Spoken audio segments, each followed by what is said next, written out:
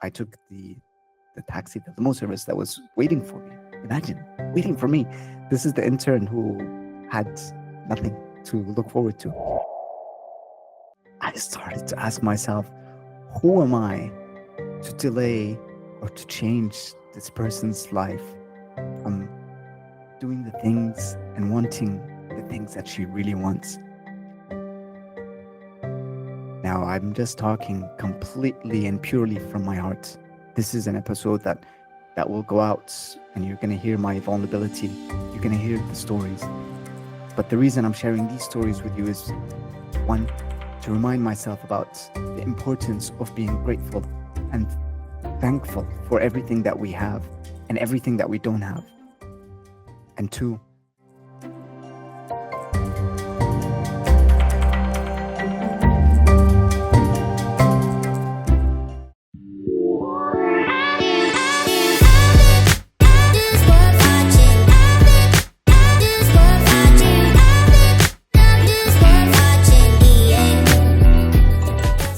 welcome to Present Potential.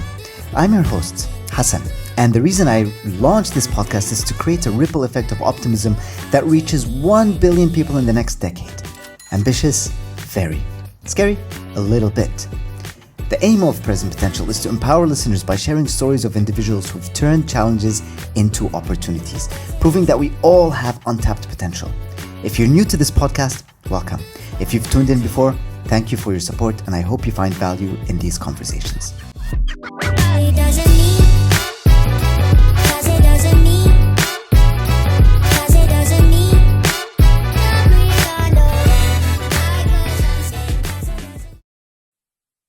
Good morning, good afternoon, good evening, and welcome to another episode of Present Potential. I'm your host, Hassan, and I'm so grateful and glad that you continue to show up and join these conversations on a week by week basis. This is a solo episode, so I'll be speaking about some experiences that I've went through, and particularly today we're going to be talking about gratitude.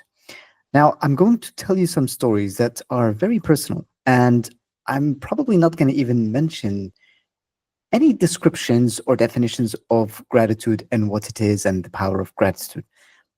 But I feel so inclined to tell you these stories because I keep reminding myself of them, and they have become an anchor for me for whenever I'm feeling anxious, worried, stressed, angry about anything that is happening. And they usually remind me of the power of how our emotions can be serving us in a way while we understand our emotions. So without further ado, I'd like to really jump in and start by telling you the first story. When I finished university, this was in 2009, and I completed my degree in economics and finance and management, and then I went on to do a master's degree in investment management. Now, with all these degrees and education, it's really priming me for a role in the financial world. Now, if you're not really aware of what was taking place in 2008 and 2009, I'll give you a very brief description. It was the global financial crisis, and almost all major economies and developed markets were in a recession, particularly because the banking sector was hit and significantly impacted by what was happening. And there was a hiring freeze because of lack of funding. Companies were going bankrupt. There were no jobs. The economy was suffering.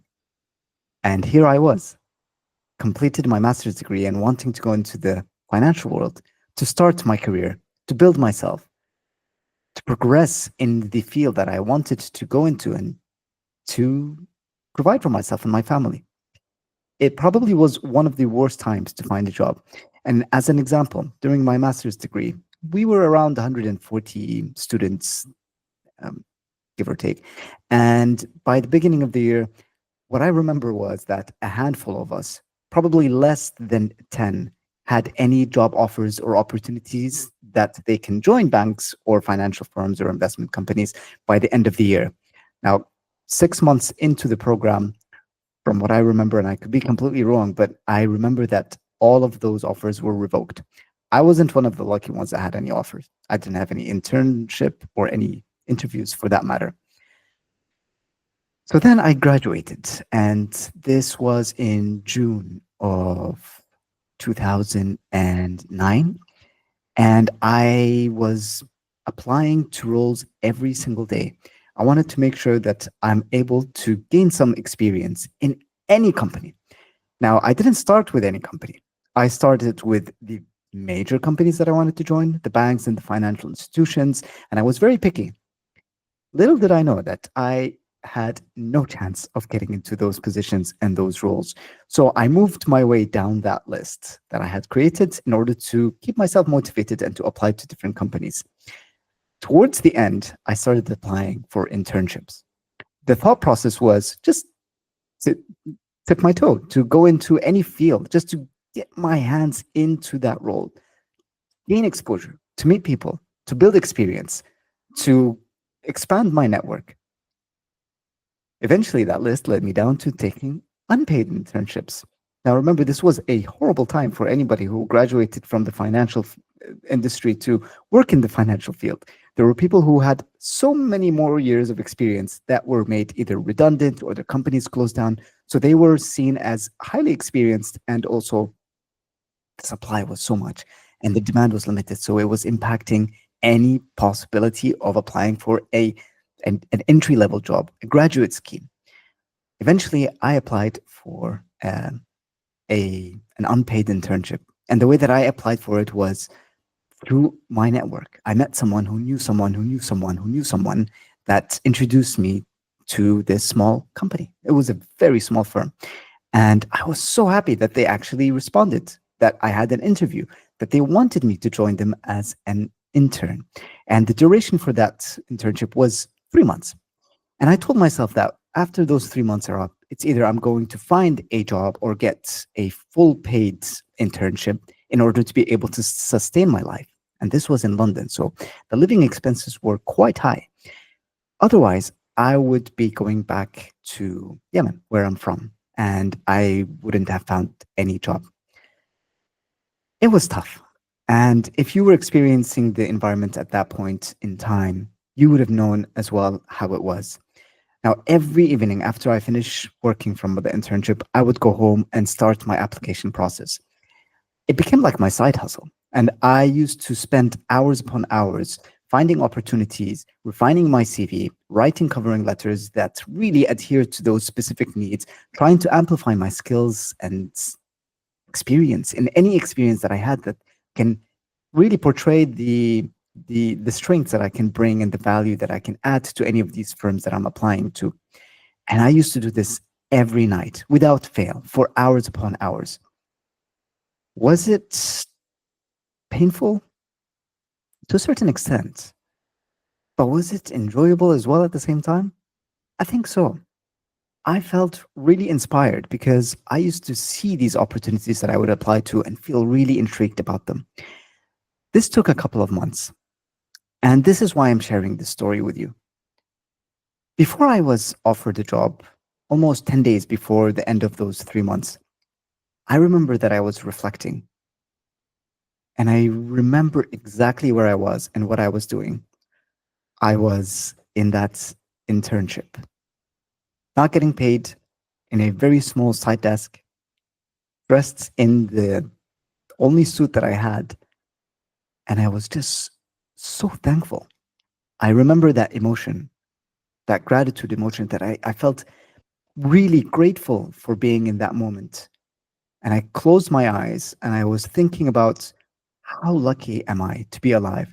How lucky am I to have graduated, to have completed those degrees, to be able to go to this internship, to do things that inspired me, to learn what I'm doing, to meet people, to build my network. I was so thankful that I was healthy as well. And I was asking higher power, God, the universe, to grant me my dream of finding a job. But I asked with just so much gratitude. Even now, speaking about it, I feel my heart just full of love. It's just love when I was asking, and I was so thankful.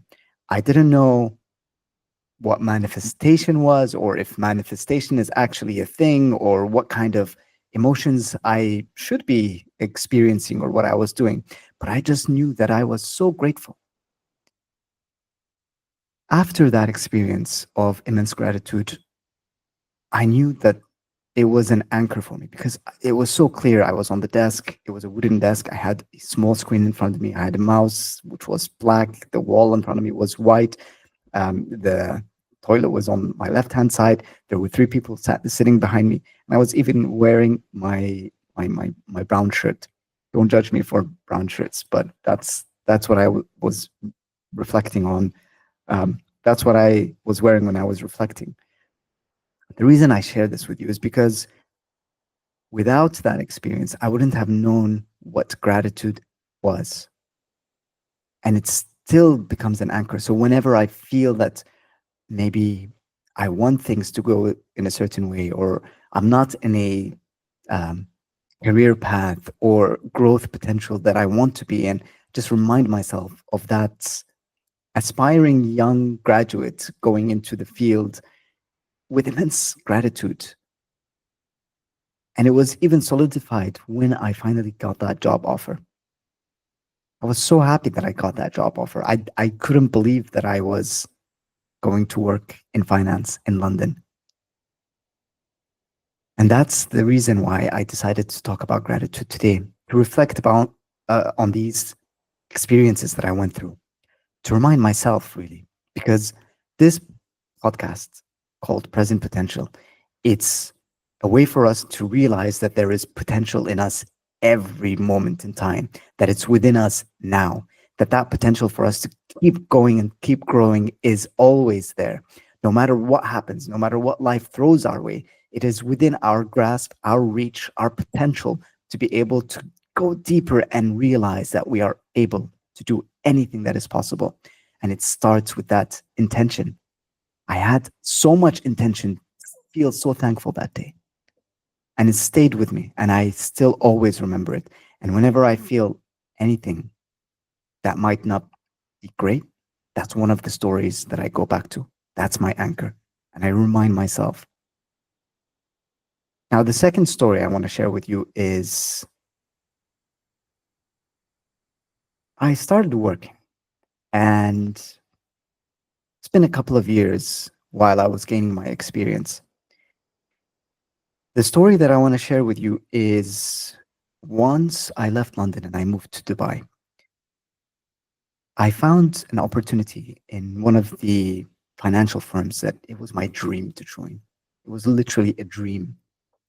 And I remember when I applied to that role, one of the reasons was because I needed to be sponsored. And I was worried that I wouldn't find any sponsorship opportunities while I was in the UK and my residency was coming to an end. But also because I wanted to go into this specific field of finance, which was wealth management and investment management. And one of my ex-classmates introduced me to a role in this firm. I applied and I got the job. I don't know how, and I still don't know what they saw in me, but I got the job. And it was through all those years of preparation, I guess, and things that I did and the progress and the desire. But that's not what I'm going to share with you. The role was to relocate to Dubai. And I was lucky enough to fly from London to Dubai, business class, in one of the greatest airlines that I've experienced with. And I loved every single part of it. And I couldn't believe that this was happening. I reached Dubai and it was completely different than London. This was around October or November, I don't remember the exact dates, of 2010. And while it was a little bit cold in London, it was nice in Dubai. It was hot and sunny. And I remember we landed in the evening and I took the taxi, the limo service that was waiting for me. Imagine waiting for me. This is the intern who had nothing to look forward to. This limo that took me to the hotel that was fully paid by this company. And I was so grateful. But that's not the point yet. I went into the hotel, five-star hotel, with all the extravagance. Everything was flashy, everything was new.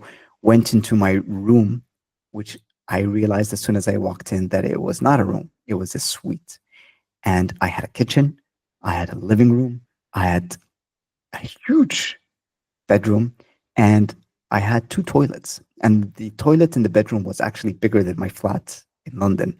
So there was just so much that I had. Now I almost barely ever used the living room. But this is why I'm sharing the story with you. It's because after working for a couple of weeks, I remember I went back to my suite and I went into my room, and it was at the 50th floor, 60th floor. It was in a high rise hotel. And I went into my room and I was just sitting there and reflecting and thinking about my life and what's happening and where I'm going. And I still remember it so clearly because I was so thankful and couldn't believe where I was and what I was doing. I was sitting on the floor and I remember it was a carpet, it was a bit brown, and I can see the curtains in front of me. The bed was on the right hand side, was a nice big white bed. And I turned on the lamp so it was nice and dim, but not too dark so I can still see. And I was just looking around in awe, thinking that I am the luckiest person alive. And I'm so grateful. And I was just looking at this carpet in front of me that has been laid there in front of me by someone many years before for me to be right there. And I was thinking about the suite, the living room that I had, the kitchen, the places, the people that I've met along the way. And I just had that exact same feeling, immense gratitude. I don't know how to explain it and how to share that experience with you. It was just a complete, fulfilling feeling that I was experiencing with my full heart. And I was so in love with life and everything that was happening. It might sound like everything was so easy to get to and so simple without any struggle or challenges, but there have been so many struggles, so many challenges that I've gone through, like so many others that I can see and experience as well at the same time, from packing my things in London to moving the boxes to finding a place to speaking to people to having those difficult conversations with my job to really just relocating completely without knowing anything that was going to take place, not knowing whether I'm going to be happy in Dubai or whether I'm leaving everything behind in London. Relocating was such a big deal. And just reflecting on it now, it really feels like it was such a big move, but I followed my gut and I loved it. And I was so grateful for every challenge, for every struggle, for every step of the way that I went through. Because without those struggles or challenges, I wouldn't be here. I wouldn't be in that room. I wouldn't be on that floor. And to tell you the truth, like I was crying with gratitude. I was so happy and I felt it. And I still don't know how to explain that feeling. I think the only way that I can explain it is if you've also experienced that feeling of just pure sheer love and gratitude, where you are in the moment of everything that has happened, the good things, the bad things, the challenging, the hards, the tough, the greats, the lovely, the people, everything. It's just in a nice little cocooned ball that I feel inside my body and my soul. Now, it sounds a little bit spiritual, but there's something there about that immense feeling of gratitude. And I carry that with me. And that's the second anchor that I always reflect on whenever I'm feeling a little bit tense, a little bit anxious, a bit worried about what the future holds. Because everything happens for a reason. And it's the way that we respond to the world that makes a difference. Whether we want to rise up to the occasion, to find the opportunities in any of those challenges, to be able to be the better version of ourselves that we can be. There's no competition with others. We are all collaborators. We are all together. Even the people that might seem like they are out to harm us or hurt us, they're there for a reason. And this brings me to the third and final story that I want to share with you. And this one is also quite personal and vulnerable. And I share it because it's so important for me. And it is my third gratitude anchor that I always reflect upon.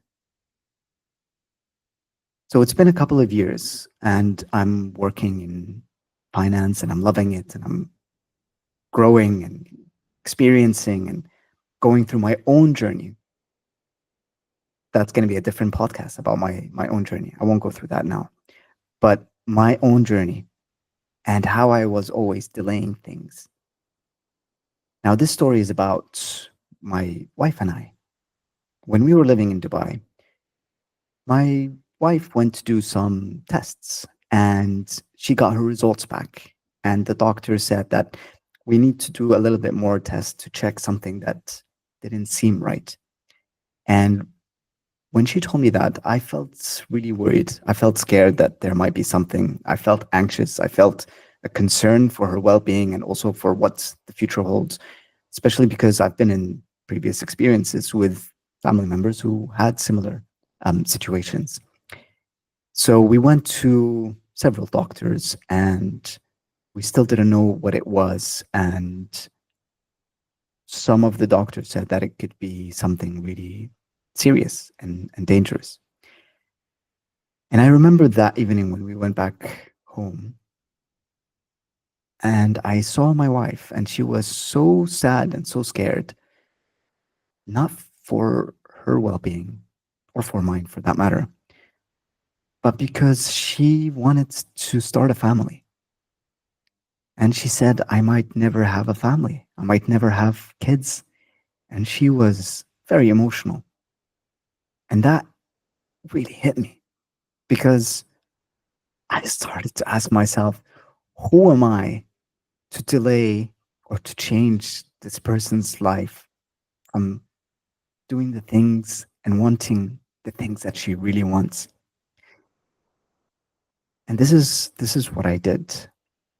Don't worry, we didn't have a baby that night, but I went for a run that evening and I came home and I was alone and I prayed to God, to the universe, to higher power, to anyone who was listening.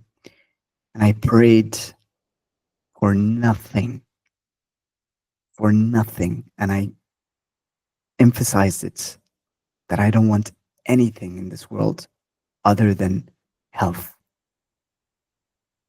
Health is the most important element in us doing anything that there is. And I remember I was sitting on the floor.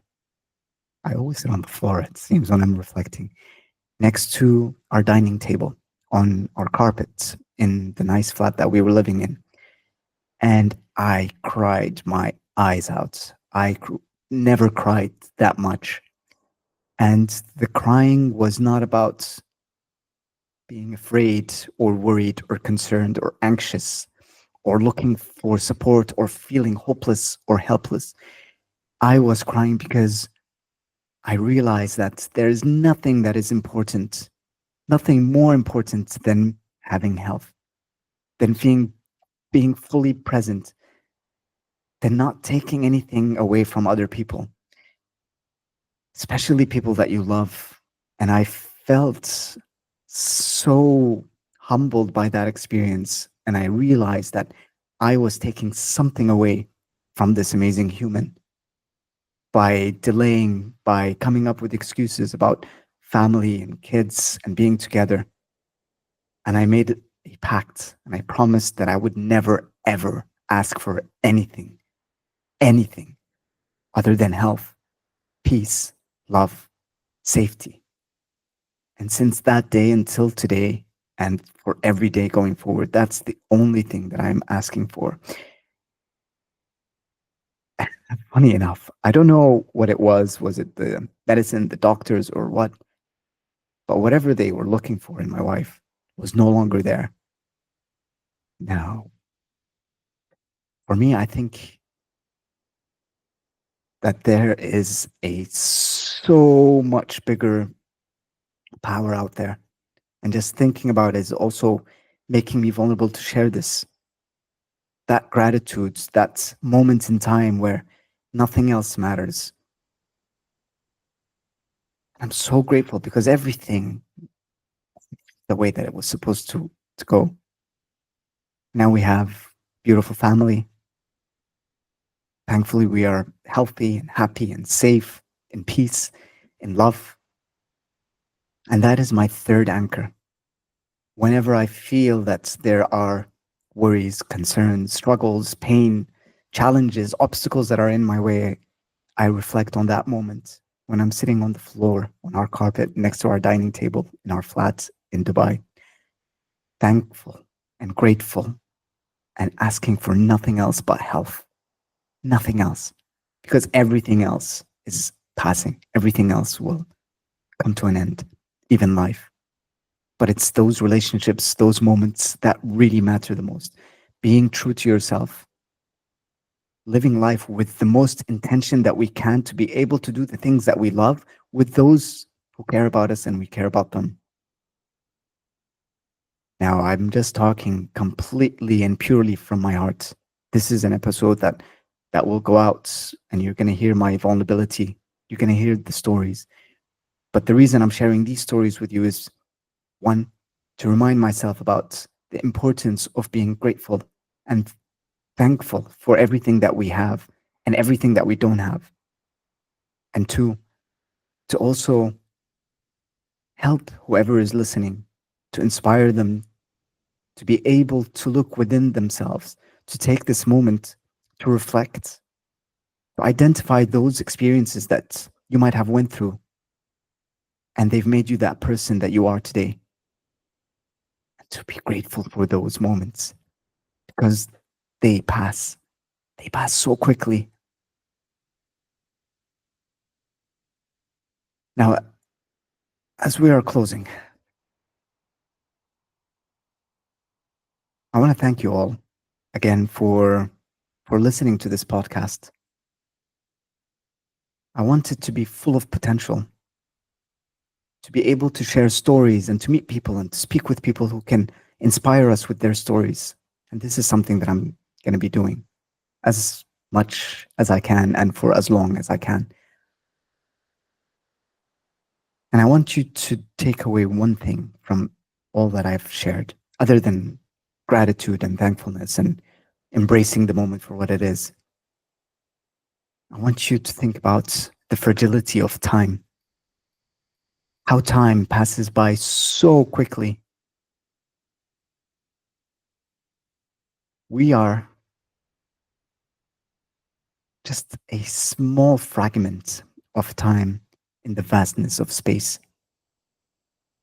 Now, if our Earth was created 4.5 billion years ago, who are we to make any transformational change in this universe with the limited time that we have? But there's a flip side to that as well. We are capable of making all the transformational changes in this universe because we are great, because we have so much power, we have so much potential, we have so much drive, determination, we have consciousness, we have love, we have a network of people and community that supports us to be ourselves. I hope we do. And if not, then it's important for us to find that. Thank you for listening. And as always, this is the most important day of your life. Until next week. Thank you for watching and listening to Present Potential. If you found value in this episode, please give it a like, share it with someone who needs to hear it, and subscribe for more. Join the conversation in the comments and let us know your biggest takeaway. If you'd like to listen to other inspiring stories, check out our other episodes on Spotify, Apple Podcasts, and YouTube. Make sure to also follow us on Instagram under Present Potential Podcast, where you get to see behind the scenes and engage with us.